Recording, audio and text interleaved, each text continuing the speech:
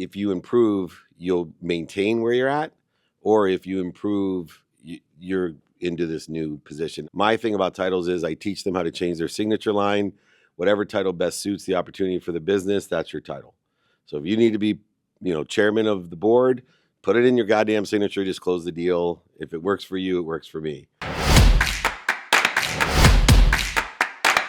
Since 1981, Justin has been producing world-class Bordeaux-style wines from Paso Robles on California's Central Coast. As the pioneer of Paso, Justin wines are what put Paso Robles on the winemaking map. The Justin team believes that wine should be exceptional from every angle, which is why their team uses boutique winemaking practices like hand harvesting and hand sorting. With a rich history of accolades, Justin produces exceptional wines and is proud to be America's #1 luxury Cabernet. Whether you're the first-time wine drinker or a wine aficionado, Justin has a wine for every celebration and occasion. Visit justinwine.com and enter promo code Playbook20 for 20% off your order. Justin offers the perfect holiday gifts for clients, colleagues, friends, or family. Be sure to check them out at justinwine.com to receive 20% off your order for a limited time and use the promo code Playbook20. Good leaders create followers. Great leaders create other great leaders. And so in your organization, when you become a better leader or a greater leader, it's amazing how everybody around you gets smarter. And the only reason I know it is because I've got my teeth kicked in for, 35 years. So at some point you pick up something at that piece, but it becomes very clear, like you start to get a lot of clarity about that and a lot of clarity about how people are and how they respond. And a lot of times it's counterintuitive. It doesn't make common sense because it's always emotional. Money is never math. It's always emotional. Nobody's looking at that bonus thing as a number that's there. Meaning if Lacey was expecting $1 bonus, but she thinks Chris is her peer, and she goes, I only expected 50 cents. He gave me $1. It was amazing. And then a half hour later, she finds out Chris got $2. She's apeshit. Even though she was happy an hour ago that she got twice the bonus she thought because Chris, who she thinks is a peer, got $2. I mean, so it's always how you make them feel. And I think part of it is you've got to, if you're going to run a company, you don't really grow a company. Everyone thinks they want to grow their business. You grow people. So how are you growing the organization, the people in your organization? And I think once you figure that out, if not, that's the reason why, Lacey and Shawn and Dave have been my secret weapon, is because 98% of entrepreneurial companies can't scale. They can't scale. And the reason they can't scale is, and there's a reason why they can't scale, but they haven't figured that out. That's the secret that they figured out. So that's why, they've been great when I've had companies that get to that point where the CEO, the founder, the incredible person who started this company, who's so brilliant, and they become the bottleneck in the company because they haven't learned those lessons. And I think it's not that hard to do, but once you do it, it's amazing how great the world gets, because you then not only create multi-generational wealth, but you also create a life by design, a life that's so great. I mean, the aspirational piece isn't just to create multi-generational wealth. I used to think that was enough. But I think the idea is when you talk to an entrepreneur, everybody in the world should know, if I quit today, do I have enough money to retire? Does my life change if I left my job today? Everyone should know that. But when you talk to an entrepreneur and you ask them about their work-life balance, they'll tell you, I don't have any. I go from one thing I love to something I love more to something I love more than that. And you help them aspire to a life that they never have to retire from, much less take a vacation from.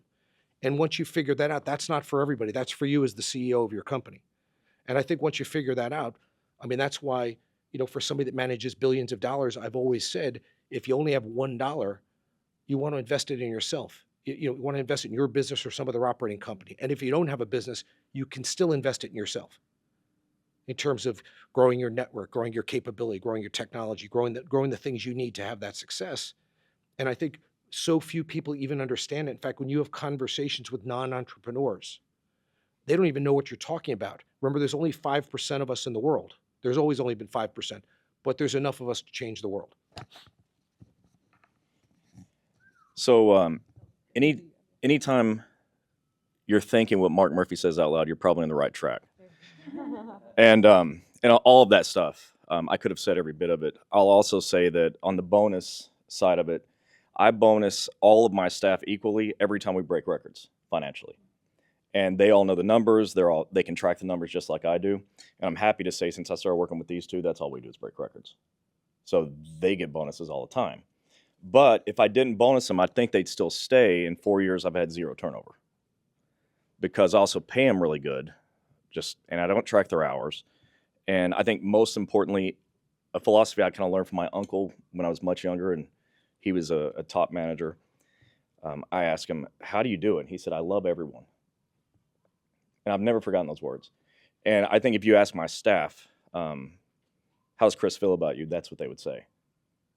I just couldn't imagine any of them leaving. And if they did, it would crush me because I truly do love them.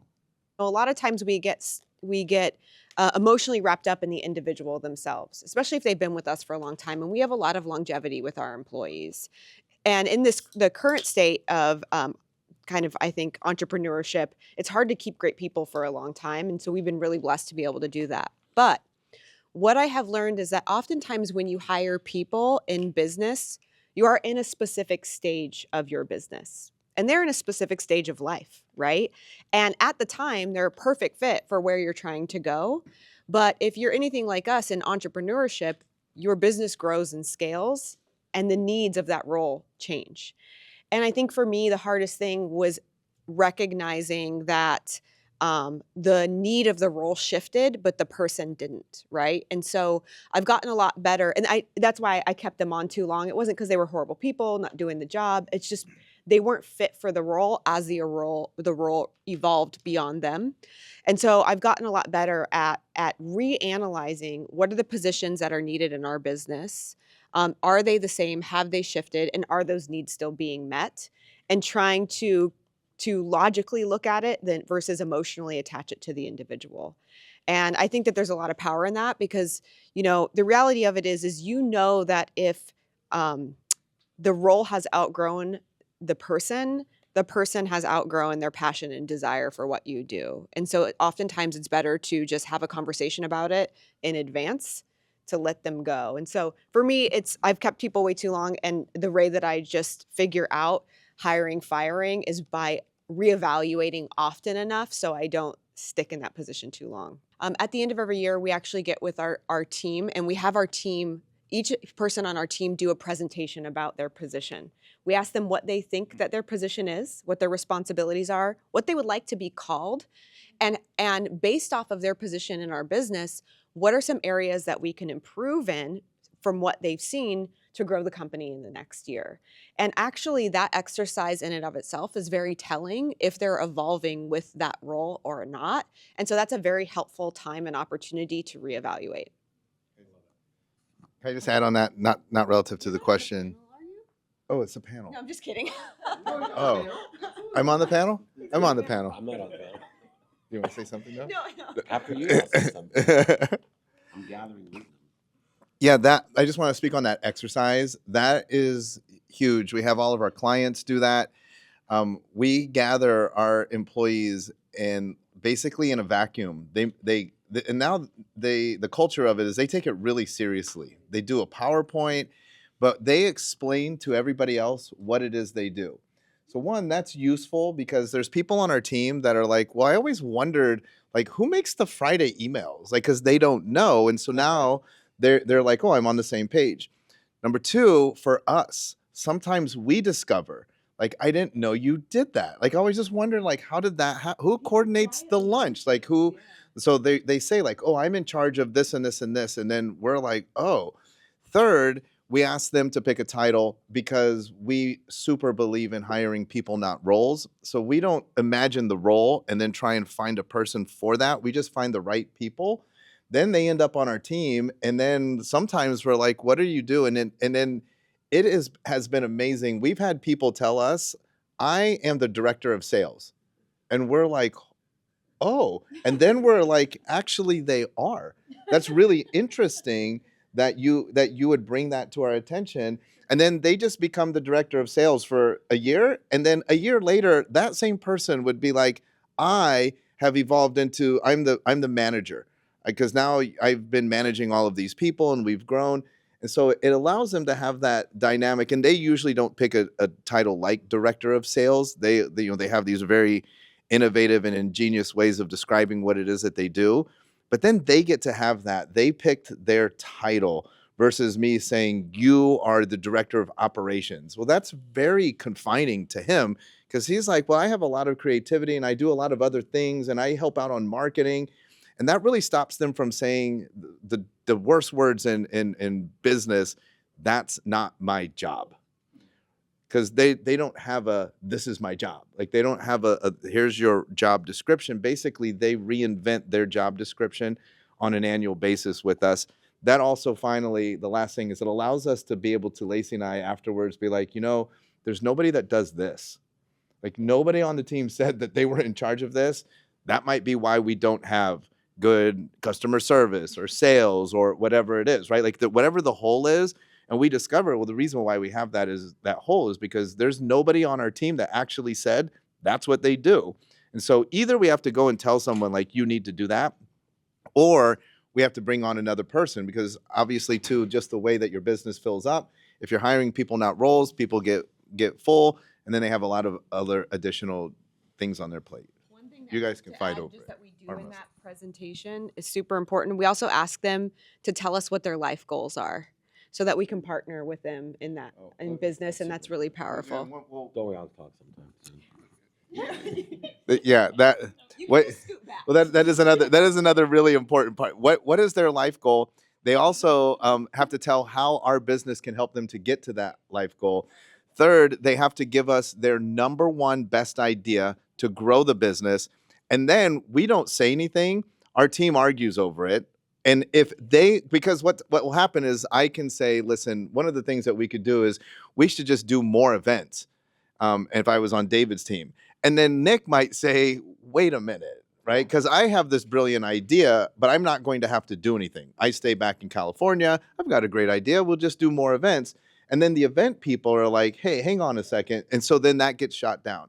If the room unanimously agrees, we actually write it on a board, and then that idea has to get developed and implemented by the team because they have all agreed that this is a strategic leap that we can make to grow. So we already have buy-in because our growth ideas come from the team, and the team has already said that's what they want to do. That's awesome. Just a different perspective. We do a lot of those weekly. So every week you have Monday homework that brings on best idea, or it could be listing out mentorship, something interesting. But to me, the biggest emotional expense is employees, and the biggest expense is overhead, which employees are part and parcel too. So for our business, I went from 300 employees, 30 outsourced people, to 30 employees, 300 outsourced people, because the emotional expense side of it.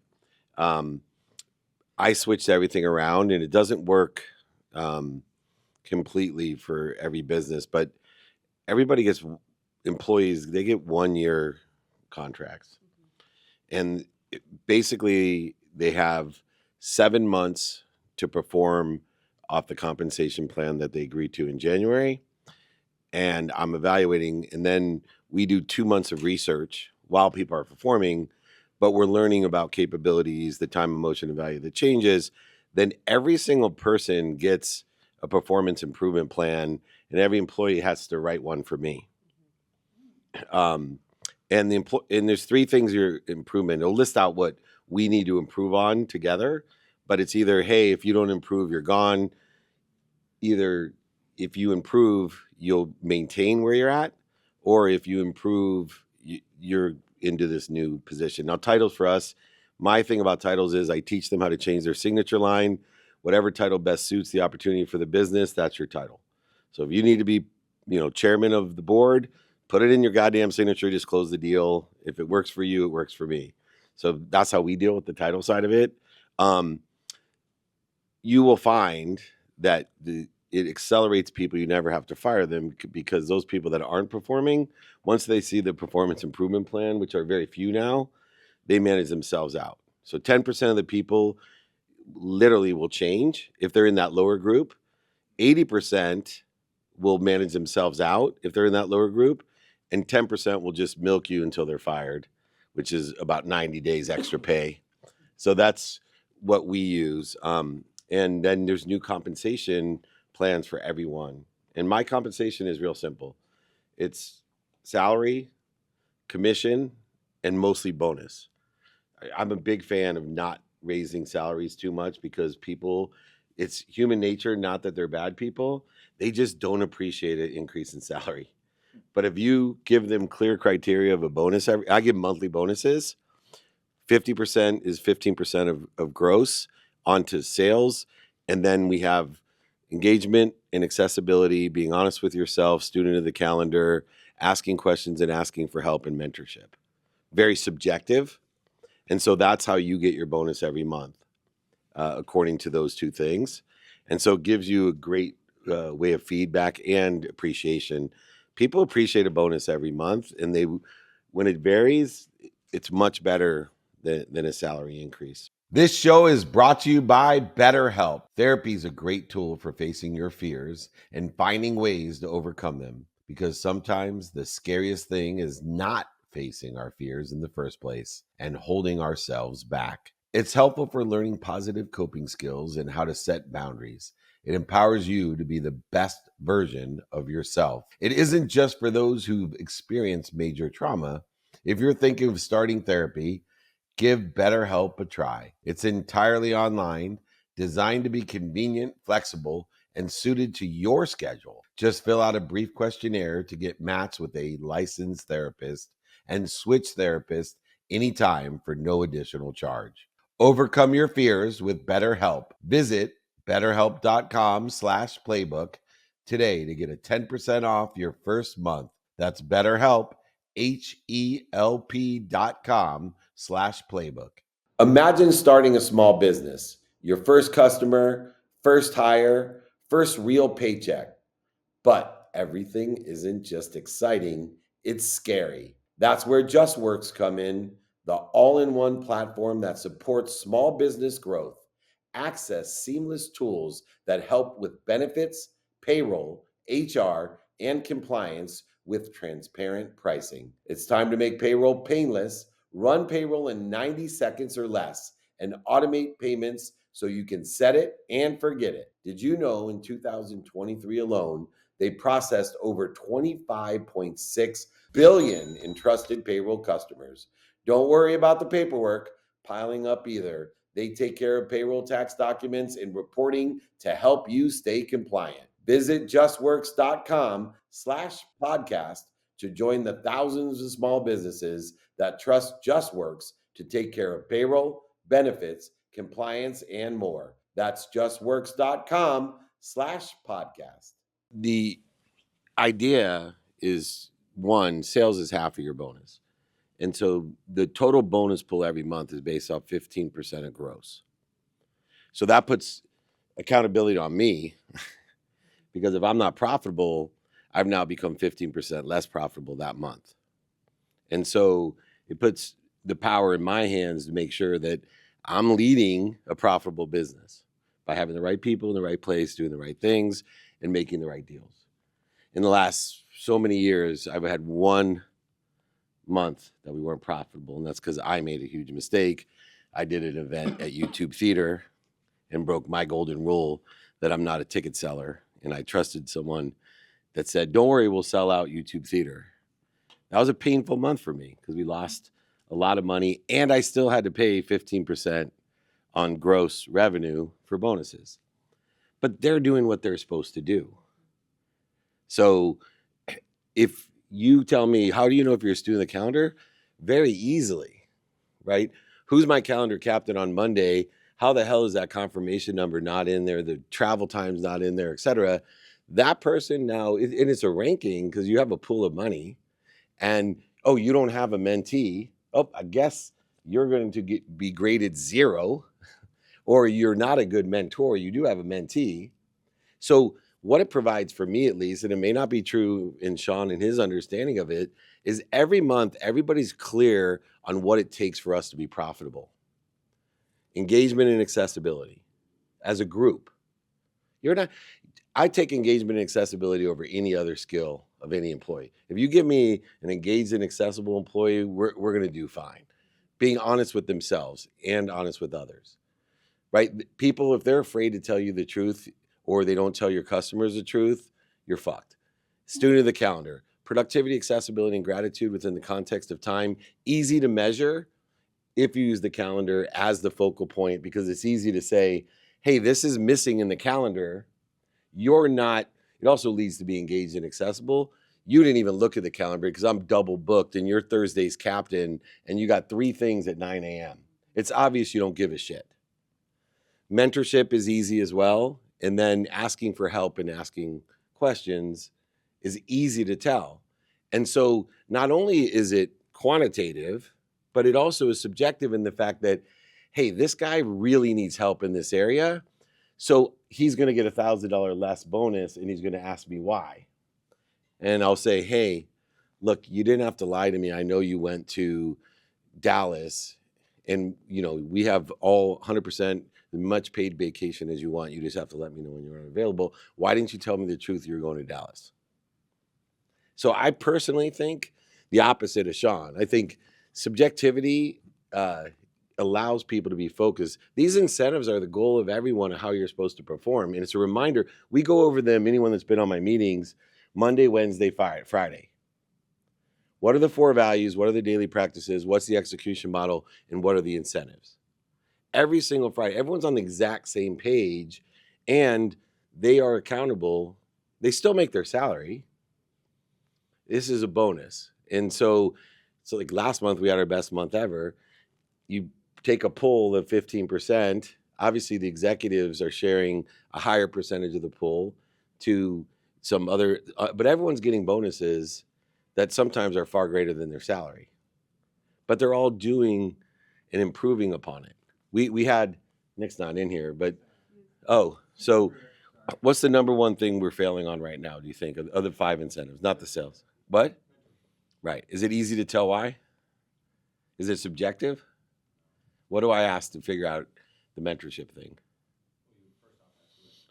Okay, so then that's easy to figure out, right? Who doesn't have a mentee? And then like with Nick, Cooper, what did I tell you yesterday with Cooper?